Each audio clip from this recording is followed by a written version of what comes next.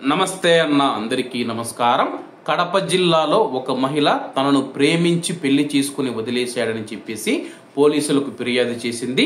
వివరాల్లోకి వెళితే కడపలో చదువుకునే రోజుల్లో ప్రేమించి వివాహం చేసుకుని తీరా బిడ్డ పుట్టిన తర్వాత నాకు నువ్వు వద్దని వదిలేసి రెండో పెళ్లి చేసుకున్నాడని తనకు న్యాయం చేయాలంటూ తిరుపతికి చెందిన వివాహిత కె లావణ్య శుక్రవారం పులివెందుల డిఎస్పీ మురళీ నాయక్ గారికి ఫిర్యాదు చేశారు.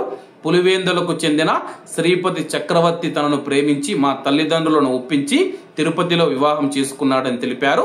అధిక కట్నం తీసుకుని రావాలని తన భర్తతో పాటు ఆడపడుచులు అత్తమామలు వేధించారన్నారు. అధిక కట్నం ఇవ్వలేదని ఇటీవల రెండో వివాహం చేసుకుని తనకు అన్యాయం చేశాడని బాధితురాలు K Lavanya alias K Rajani ఆవేదన వ్యక్తం చేశారు. తనకు పుట్టిన బిడ్డ నామకరణం చేసేందుకు రమ్మని పిలిచినా నువ్వెవరో తెలియదంటూ తాను పులివెందులకు చెందిన వ్యక్తినంటూ బెదిరించారని, తన బిడ్డను చంపేందుకు కూడా వెనకాడలేదని, బిడ్డను కిడ్నాప్ చేసి తిరిగి మళ్లీ వదిలేశాడని ఆమె వివరించింది.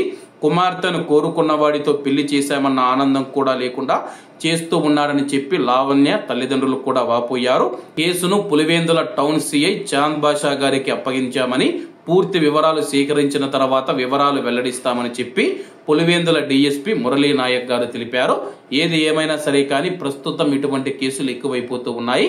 కాబట్టి అందరూ బాగుండాలి, అందులో మనం ఉండాలి. అందరికీ నమస్తే అన్న, జై హింద్.